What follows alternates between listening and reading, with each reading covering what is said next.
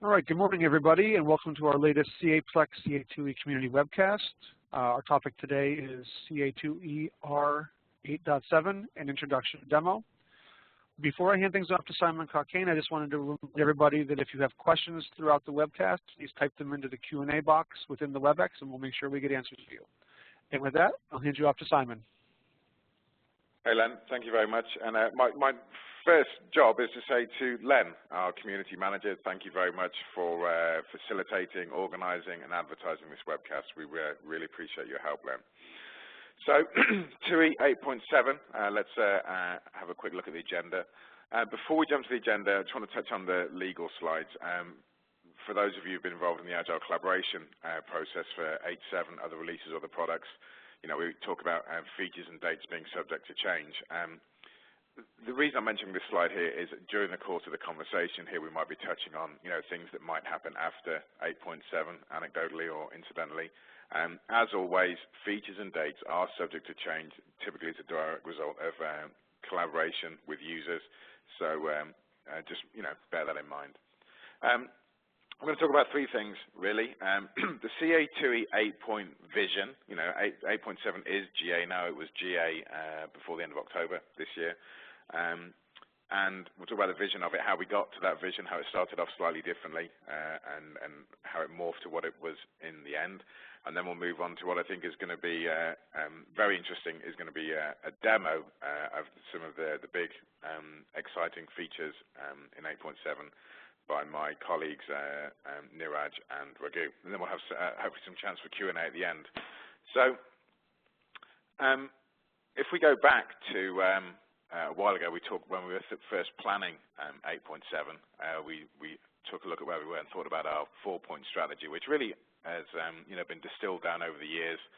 I don't want to go into it in too much detail here, but suffice to say that we want TUI customers to be able to protect the investment that they've had in their product, being as backwardly compatible as we can, being predictable, reliable, and stable, driven forward by a mixture of customer-driven enhancements and what we think internally makes a good strategy for the product, extend the reach of the product over time using different technologies, and fundamentally as well as shift to Agile development. 8.6 was an Agile release, and we really capitalized on that and use that as a base to do even,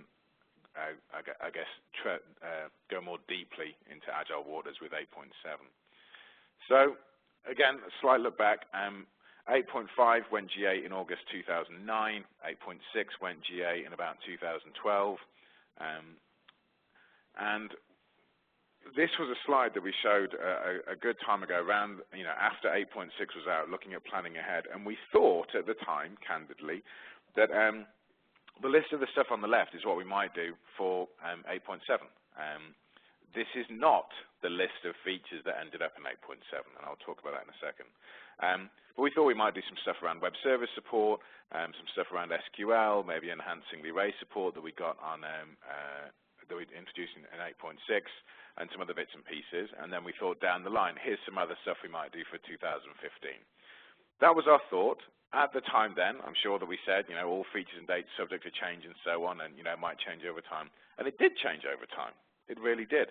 A number of things happened. Fundamentally, I think, though, is when we started on 8.7 back in January 2013, so just over 18 months ago or so, or just under 2 years, I suppose, we started working on the SQL portion, and we started to collaborate with customers, and we went down that road, and you'll see some of these features shortly.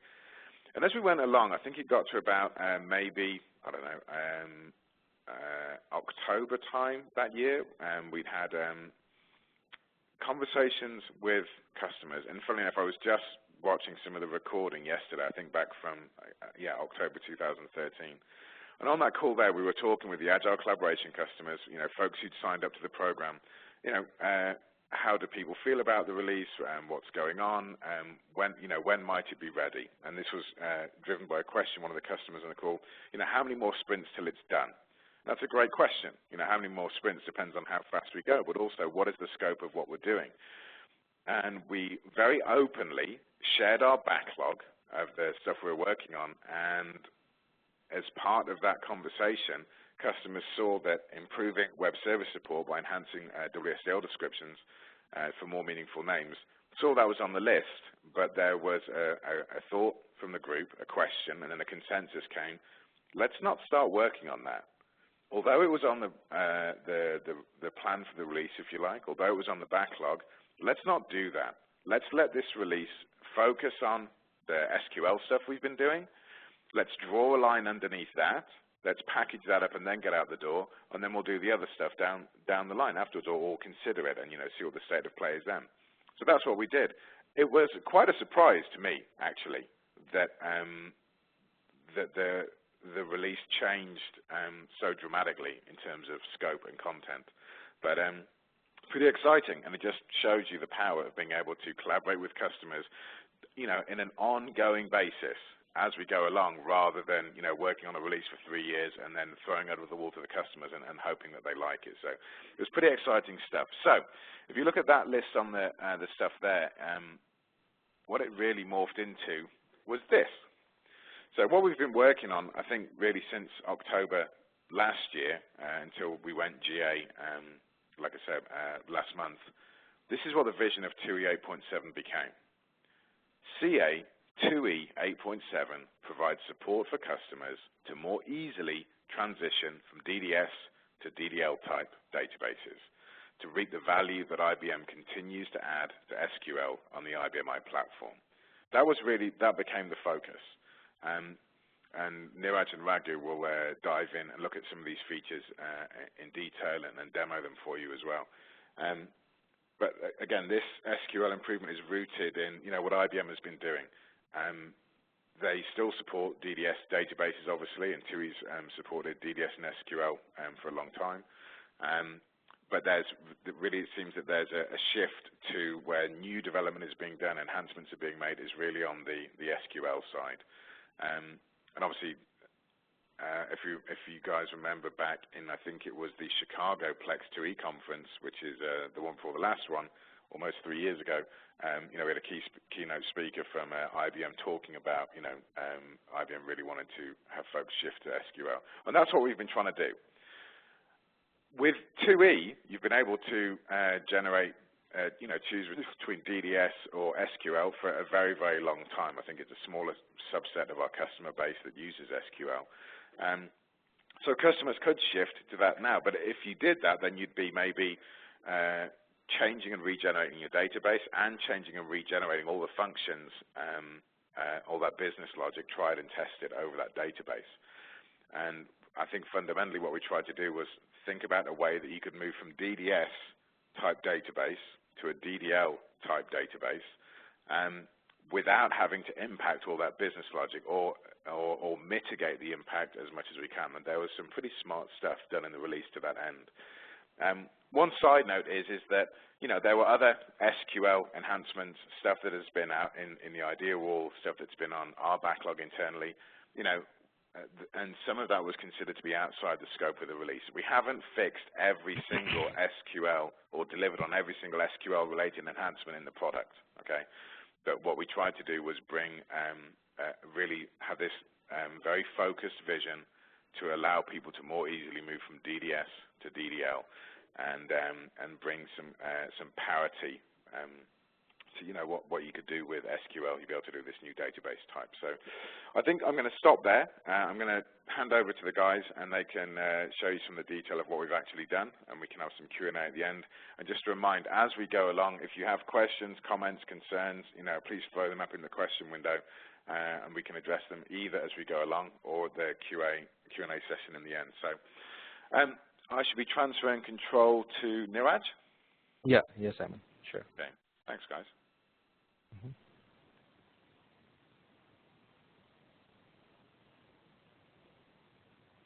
Share my desktop.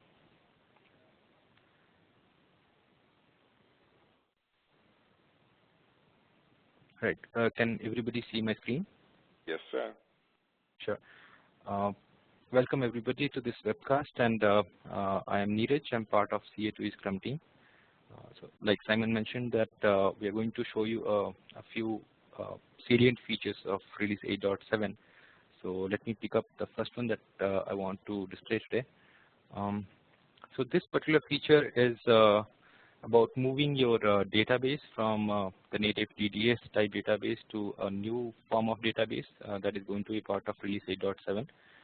And historically, we have had two types of generation mode for databases, DDS and SQL. So as part of release 8.7, we have introduced a new type, DDL is what we call it. And this particular type of database allows you to have your old RLA function, record level access functions, to continue as they are over this new database, so that you can get the benefit of having SQL-like of database access, but at the same time, you do not need to regenerate or modify your old functions. So that's the premise of this particular feature. Let me show that to you in action. So this particular model value, ydbfgen, has been controlling the way your database is generated. So it used to have two values, star DDS and star SQL. And as part of this particular feature, we have created another possible value for this model value, which is called star DDL. I'll show that to you in a minute. But before that, let me show you an existing function. And right. So I have a file called product. And right now, it is generated with DDS type access for the database. And I also have a function created over it, which is an RLA function. Right. So as you can see, that the two logical files, keyed logical files, are being used by this program. I have some data also populated in this database. So as you can see, there are 3 records. So I have this DDS database and an RLA function based over it. Now I would like to move over to the DDL type database, and what that is, you will get to see in a minute. Right. So let me change the model value star DDS to DDL. Right. And I go back into the model, and this generation mode is set as M. So it is going to pick up the value set in ydbfgen and generate my database. So let me generate the access paths now. Now they have been changed into this new DDL type database, where we are creating the table as it is for SQL. The difference that you see over here compared to the native SQL type database is that it does not create views. It only creates index over that table. And the second difference that you see here is that a record format keyword is incorporated in the way the index is generated. One small point to note here is that this record format at index is only possible for V6, R1, and after that. So that's a small point. So this index is getting generated with the same name. You can see here with the same name of the source member name, right? So UUAQREL0 is the name of this access path. And if you look at the code for an RLA function, it actually uses this particular name to access the database. So now that I have changed my database to DDL, so they are getting compiled as SQL objects. I go back into the functions. I have not changed, or I'm not going to generate this function again. So it is still the old code. And if I call it, I can still see all the records. I can go ahead and add another record there.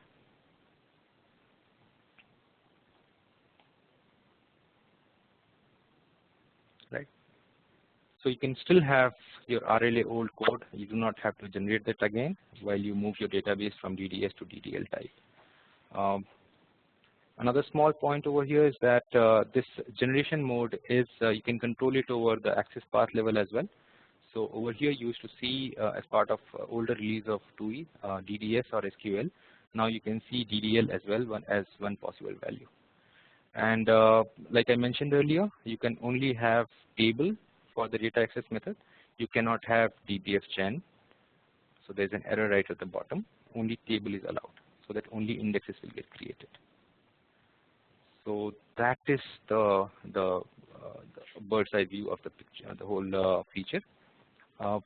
There are so it's not that every function that you had will work perfectly fine when you move from DDS to DDL. There are some limitations as well. So, but then we wanted to save you the trouble of contacting support every time you hit a limitation like that. So what we did is we thoroughly documented each of those limitations. So I'll show you that part a little bit. So in the release notes of 8.7, if you go into this,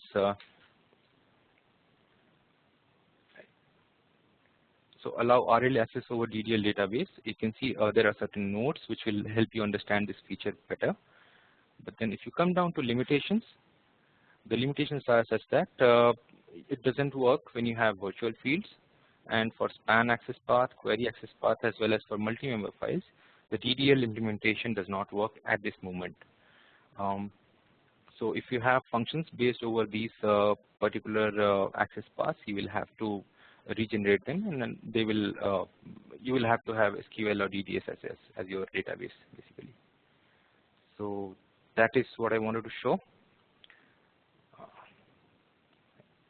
The second feature that we wanted to show today is option to generate RLA against DDL. So in the past, when you moved your database from DDS to SQL, and when you generated your functions, it used to take the method with which you have generated your database and generate the code for the function accordingly. So when you had SQL type database, the function that you will generate will, automatically generate SQL-like access for the function, right? But for this DDL implementation, what we did is we gave this flexibility at the model level for you to decide what should be the way your function be generated. So you could have your function regenerated as RLA, even though your database is DDL, or you could have the choice of generating it as SQL-like access when you move your database to DDL. One small point to note here is that this particular feature is a direct result of close customer collaboration we had during our journey of release 8.7 development. There are a few customers who asked for this feature. They said that this will be a great value add for them. So we brought that in our list of enhancements and features, and we incorporated that as well. So let me show that to you in a demo.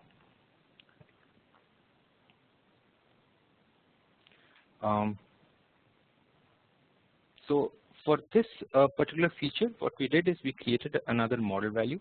It's called YDDLDBA. Right? So this model value has two values, possible values, star RLA or star SQL. Right? So two different values are possible. That tells that you would want your function to be generated with RLA-like code or with SQL-like code. So let me, and it is shipped by default with star RLA. Right? So let me keep this value as star RLA for now. Right? I want to go back into my model. So my product file has DDL-like access for the database. Right? And if I go back and want to generate this function again, what it should do is it should remain RLA. Right? It should not change the code. So if you come down here, it is still the way the old code was generated when your database was DDS. Right? It still has keyed logical files being used. Now if I want to go back and change it to SQL, I can do that at model level.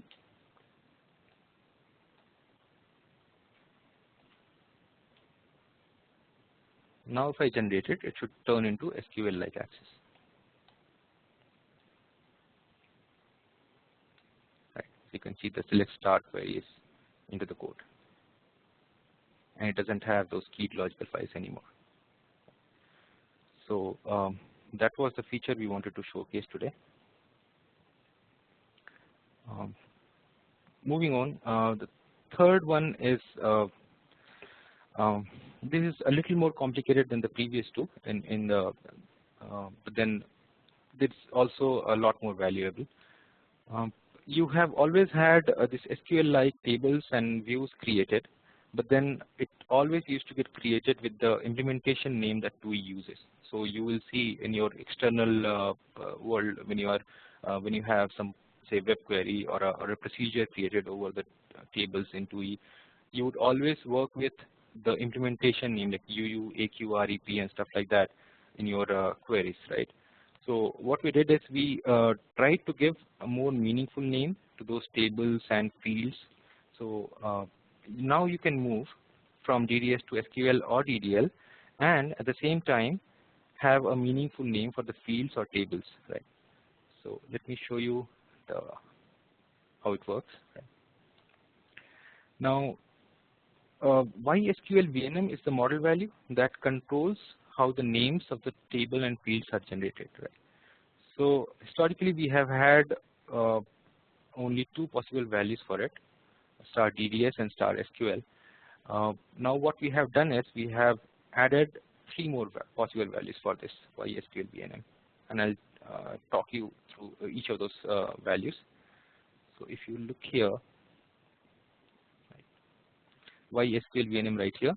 Now it has star LNG, star long, star LNF, which is long name for file, field, and then star LNT, which is long name for the table. So there are three more possible values possible now. So let me show you the LNG part first. So I'm going to change YSQL VNM to star LNG, and I go back into the model. I have a file called customer_master. So right now it is it's a DDL type access method. We have indexes and the table created, but the name of the table is UUARREP, right? And that's how you will refer to this table outside. But now, since I have changed YSQL VNM to star LNG, if I regenerate this access path, what I see here is the table is still getting generated with UUARREP, while you see for column keywords generated for each of these columns. So what you will see in when you compile this is that for a column name ARAICD, which 2E refers to internally, you will also see a name customer_ID. Similarly, for these two fields, you will have their more meaningful names attached to them. Right. Once this table is created, what we do is we also attach another name to it. So we are doing a rename here. So this particular table will also have this name customer_master attached to it. So this will allow a meaningful name for both the columns as well as the table. Now I have compiled it. Let me show that to you in SQL interface.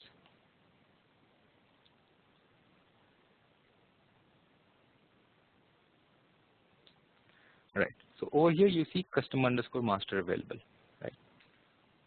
And you will also see the internal name that 2E is going to use, which is again with text you can verify UUARREP is available as well. So you could always use this long name for your queries or for any purpose. So there are three records there. So this lets you have meaningful name for both the table as well as the column. Now, some customers requested that they may not want this full long name feature for both the table and the column. They should be able to choose between the table and the column. And they should be able to decide which particular attribute they want the long name for, right? So for that purpose, we created two more possible values for YSQL VNM, like I told earlier. So there is this possible value of star LNT, which is going to generate meaningful name only for the table. So I've changed it to star LNT. Now if I generate these access paths, what I see here is these columns will be with only the implementation name, but the table will be renamed and this long name will be attached to the table. So you will only have the long name for the table, but not for the field.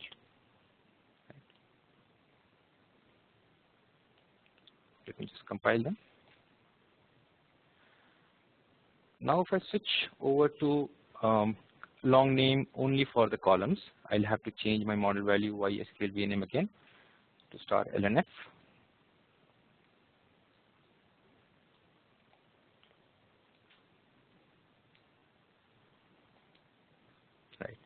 now you see that the table is getting created like it was earlier, but then you have for column keyword for each of the columns. And the rename part is not there anymore, right? Which means that you will only have UUARREP to refer to, but then you will always be able to use the meaningful names for the columns.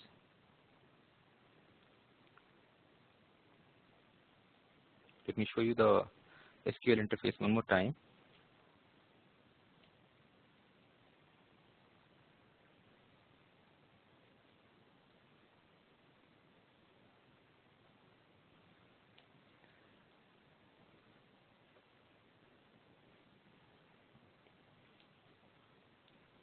Right. So that is the overall feature. Let me show you a little bit of documentation that we did around this. This seems to be a little bit complicated feature to understand. So we have this chart created for you that will help you understand this better. Right. So now that there are 5 possible values for this YSQL VNM model value, then if you move your particular models, the files from one particular naming convention to another, you might have to regenerate or recompile your functions, or you may not need to regenerate, recompile your functions. So this chart will help you understand for each kind of file, when you change your YSQL VNM value, what is the name that is available to your interface, external interface, and would you have to recompile your functions or not. We have also created a documentation around this, a separate documentation. It's an article.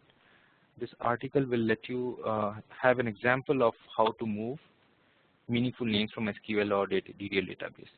So along with examples, this talks about, there's an example of a stored procedure. With this example, you will be able to better understand how this particular long naming feature works. Right. One more small point. You might have noticed that I'm working with a file which is pretty long. It's more than 10 characters long here. What happens if my file is less than or equal to 10 characters? You would not be able to associate more than one name if you have a file which can also be a valid system name, right? That's IBMI limitation. So let me take you to this file product. It is less than 10 characters here. And if you would want to generate meaningful names here, I'm right now using LNF, so let me change that.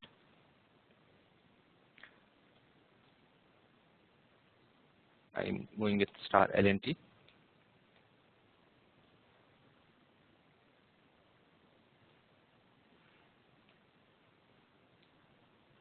Right. So I'm trying to generate meaningful name, along, which means the rename keyword within the way the access path is generated for a file which is a valid system name as well, which is product.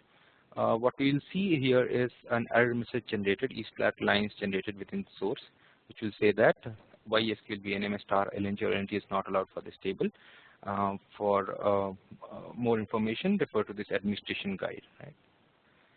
But then we did not want to limit this feature, this long name feature, only for this long name files. So we thought of a workaround, and what we did for that is we introduced another field on this edit file details, which is enhance SQL naming. And this is valid only for those files which are less than or equal to 10 characters. So if you switch this flag to Y, and now if I generate this, what you'll see here is that this rename has been generated. The keyword is there. There are no e-stat lines. The reason being that we are appending the name of the original model file with a underscore and a table. By doing that, what I am doing basically is that I am making this name an invalid system name, so that IBMI will not will allow me to have these two names associated with the same column, right? So now if I generate them, all of them,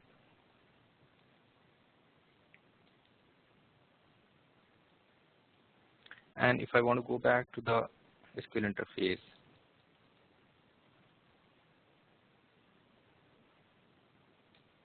what you'll see here is this product underscore table created. So you can refer to this database in your external web query or a stored procedure with the name product underscore table. So you'll see the data that was there earlier. Right. So that was the overall feature. I think at this moment I can pass control to my colleague Raghu. Simon, would you be able to pass control to Raghu? Yes, sir. I think you might be able to, but let right. me Okay. let me do one I'm not sure about that. Okay with that.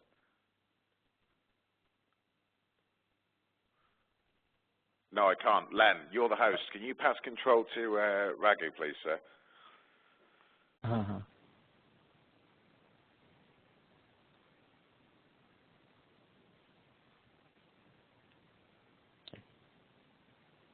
you should have control now, Raghu. Yes, Simon.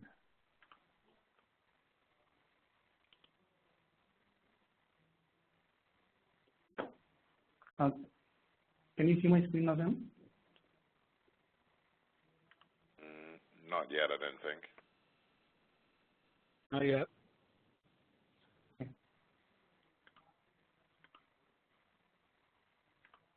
How about now? Yes, sir. Okay. Hello, everybody. A very good morning. This is Raghunath. I am also part of the CA2 Scrum team. So Neeraj has walked you through some of the salient features that we have covered as part of 8.7. I'll be taking that further and covering a few more salient features. The first one that I would be covering is select commit within a DDL index. As Neeraj mentioned, one of the main advantages of having a DDL type database is that we could do a simple switch from a DDS to a DDL type database and then take advantage of the new SQL type functionality within the database and also use the existing functions as they are without having the need to recompile the existing functions. So that is the main advantage for the DDL functionality that has been introduced. But then there might be a scenario wherein when working with a DDS type database, there must have been select commit criteria which must have been introduced onto the access paths. When we change over to the DDL index, previously until 8.6 onwards, it was not possible for us to have the select commit criteria within an SQL within an SQL index. The only way we could have the select commit criteria when we were working with an SQL type database was within the function. So you had to regenerate the function in order to have the select commit criteria generated. But then since recompiling of the function is not an option for the DDL type database, we had to make changes in the way the DDL index is generated so as to ensure that the select commit criteria is now generated into the DDL index itself. So fortunately, IBM also has come up with an enhancement from their side for V6R1, wherein we can now have the select commit criteria on an index. It was not possible to have it before V6R1, but it's now available from V6R1 onwards. So that is one of the reasons why V6R1, we have mentioned that V6R1 is necessary in order to be able to use the DDL functionality. So now with this select commit within the DDL index, any function that was previously using a subset of records on a DDS type database will still be able to use the same subset of records even when it's moved on to a DDL type database. So I'll just walk you through a brief demo of this functionality.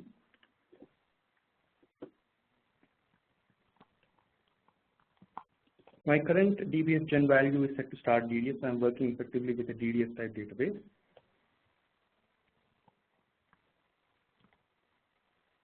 I have created some access paths here which have some predefined select commit criteria on them. Let me just show those criteria to you. So I have both a select as well as an omit criteria on it. So I'll just generate my access path. Let me create them first.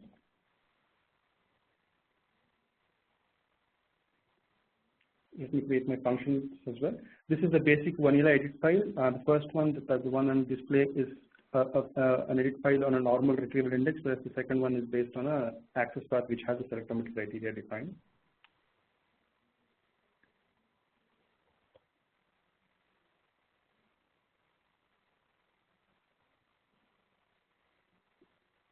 So let me invoke these functions.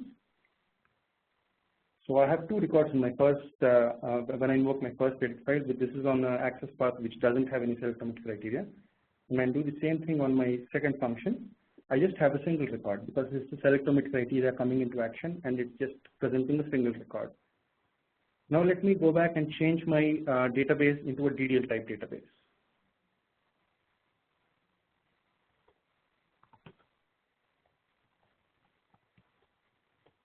And let me regenerate my access path again.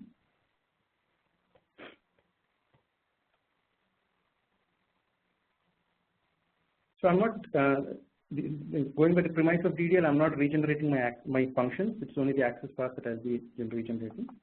So when I call this, this is again the entire set of data that's there on the access path.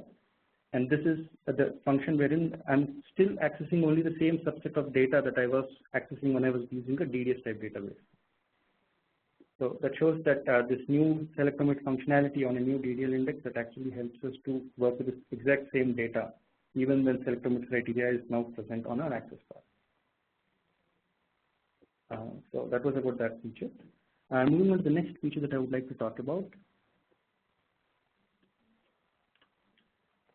Allow SQL DDL generation without hard-coded schema names. So this was a long-standing request that has been there on our forums, wherein customers wanted the SQL generation. Currently, the way SQL generation happens is that there's a hard-coded schema name within it. The customers wanted that they needed to have the ability to generate SQL or DDL without that hard-coded schema name present within it. Now, there are multiple advantages to that. The first advantage could be that it provides support for change management environments, wherein suppose say you want to transfer an object from one environment to another, you will need to have the ability to regenerate it within the other environment. But then since there was already a hard-coded schema name present in the previous version of SQL just generated, that would not be possible. Also, another advantage would be that they can now have much more streamlined development environments rather than having a separate generation library for non-SQL objects and a separate SQL collection for all the SQL type objects. So those were the reasons why we actually picked up this story and then delivered it as part of 8.7. Basically, as part of this story, two main things that we did. The first thing was we now gave the users the ability to generate SQL or DDL to be generated without the hard-coded schema name. And the second thing is we now also gave the ability to generate into a normal generation library instead of an SQL collection. Previously, it was only possible to compile SQL type objects into an SQL collection. We have now removed that limitation. I'll just take you through a quick demo of that.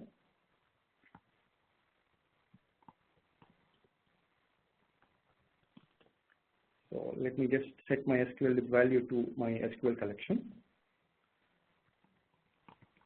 So in order to make this a reality, we introduced a new model value called YSQL_call. It has two values. One would be star yes and star no. It effectively stands for SQL collection.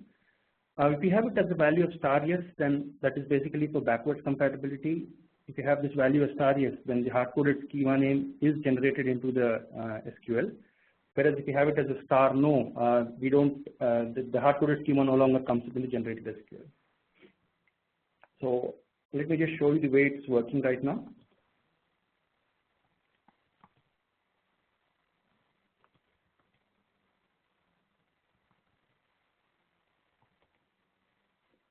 So I'm using the DDL type index, and since I have an YSQL call value of star yes, the SQL collection value actually comes up in the generated DDL. I'm using DDL for the purpose of this demo. It's the same for both SQL and DDL.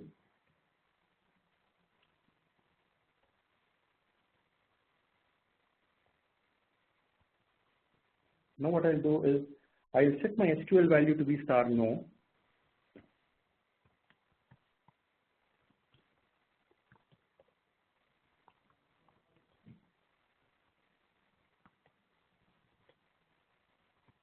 If I go and look into the generated source, I see that now I do not have the hard-coded SQL collection there any longer. It's just a create unique index and the name of the index. So if I go in and generate it,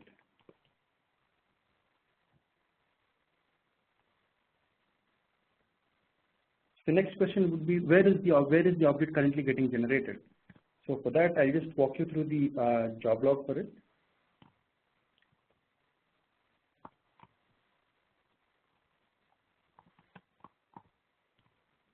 So if you look at this, this is the value. This is going to get generated into this particular object library, which is nothing but the value that's there within the YSQL lib model value. So YSQL has been made intelligent enough to pick up that particular value that's there in YSQL lib and generate the objects into it.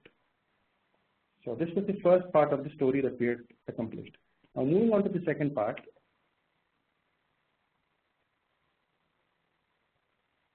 We also made changes to ensure that YSQL can now generate into a normal generation library. Instead of only an SQL collection, you will also do it into a normal generation library. So what is the advantage of that? You can just have one generation library and then compile all of your DDS type database objects, DDL type database objects, SQL type database objects into a same library instead of having multiple target locations.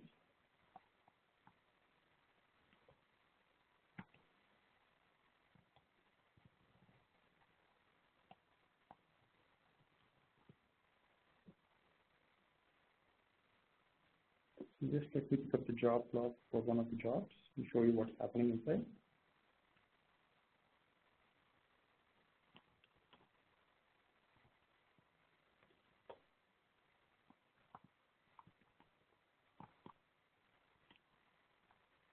So as you can see here, now it's going to be generated into my generation library rather than the SQL collection.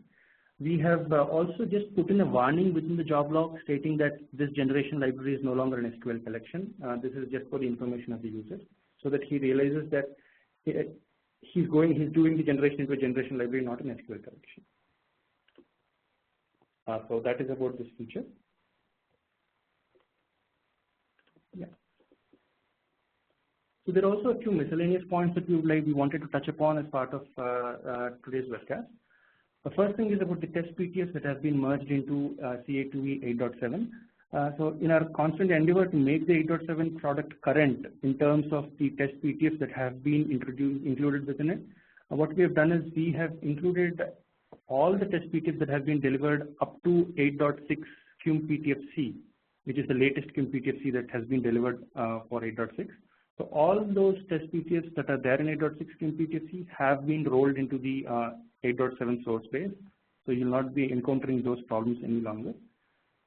Just to give you a feel of the count, this is a count of the test PTFs that have been rolled in. We have 7 for the toolkit, 7 for the web option product, and 62 test PTFs for the TUI product, taking the total of 76 test PTFs which have been rolled into the 8.7 source base. And just as a reminder, all those test PTFs until 8.6 QMPTF-C have been rolled in. So if you have encountered any test PTF on top of QMPTF-C, then we will need to contact CS support and obtain that particular test PTF and then include that in your 8.7 library list. The second point that we'd like to talk about is the new end-to-end bookshelf.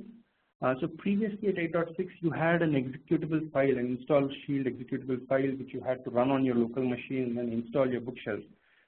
Not only that, all the related documents, for example, if you wanted a scenario document, you had to go to a different location. If you wanted the compatibility matrix, it's a different location. So they were spread out in disparate locations. So one of the things that we tried in 8.7 is that we came up with an end-to-end bookshelf where you have one common location for all the documents that are related to TUI, be the product documentation, be it the scenario documents, etc. Another thing is you could access this directly from the support site. So you could just go into the documentation link here, type out CA2E release 8.7 US English, and click on go, and then it opens up this end-to-end bookshelf. So over here you have all the various guides. There's 16 guides in total, and you have all the knowledge base articles, whatever that they are present. You also have these scenario documents. You have the links to the product page. So it's basically a one-stop location for everything that's related to TUI. And the third one that we wanted to talk about is the compatibility matrix for TUI 8.7. As both Neeraj and myself have mentioned, there are some features that are related to DDL functionality which are available only from V6 R1 onwards.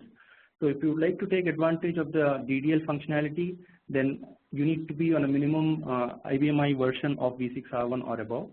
But that said, all the save files can still be restored on a V5 R4 machine. If you would like to use some functionality not related to DDL, you could still do that at V5 R4, but using to use the marquee feature of 8.7, you need to be on V6 R1 or above.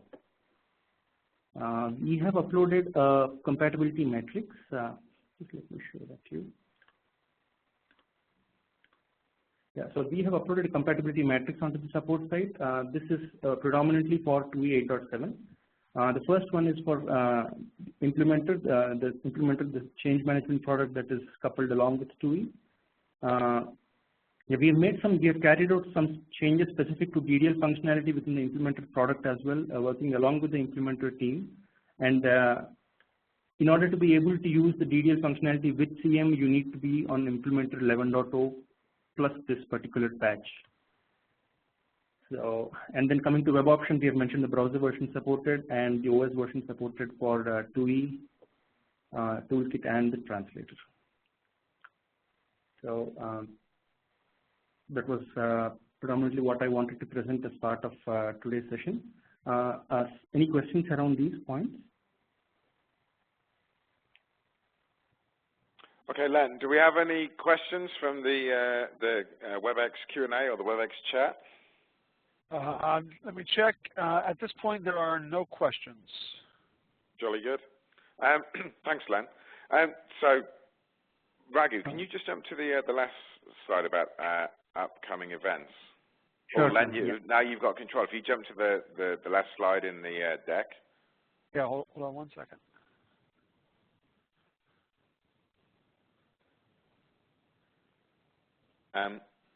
So while Len's just navigating that, so I wanted to say a few bits and pieces of thank yous. But before I do that, I just wanted to mention, as we come to the last 2 or 3 minutes of this session, there's another couple of upcoming events. One on the 4th of December, 10 a.m. Eastern, where we'll be having pre-conference discussions about the 7th CA2E Plex Worldwide Developer Conference, which should be in Austin next year. Pretty free format. There's an invite for that. If you go to communities.ca.com, look for the 2E community, and under events, you'll see an advertisement for that and a calendar invite. So please do feel free to come along to that. Also on the 9th of December, there's a session about SQL improvements. What might we do beyond 8.7, specifically around the SQL area? So I wanted to make sure we advertise those. But in terms of just wrapping up and saying thank you, a few bits and pieces. Once again, thank you to Len for hosting and advertising this session and the two I just mentioned there. Outstanding job, Neeraj and Raghu, who were tasked with looking at 8.7 and finding a succinct, crisp way to demo some of the functionality that we've got in that product. You guys did a great job. Thank you very much. To the folks who are joining live today and also the folks viewing the recording, thank you very much for your time. And I think the last 2 pieces really go to, to say thank you for the team who've worked hard on this. Like I say, it was I was looking back this morning. Sprint 0 for 8.7 started in January 2013. We went GA in October.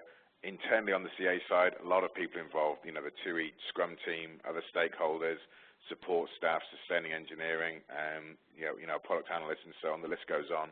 Thank you to all those guys who helped get 8.7 out the door. And also, to the customers, both those customers who have made suggestions, I should say, and enhancements and raised defects for the products over the years that we've addressed in 8.7 GA. And super special thanks, quite frankly, to those customers who went above and beyond and took part in the Agile Collaboration Program, who attended the end of sprint reviews, who got hold of the code, downloaded it, tried it out, gave us feedback, and literally helped shape the release.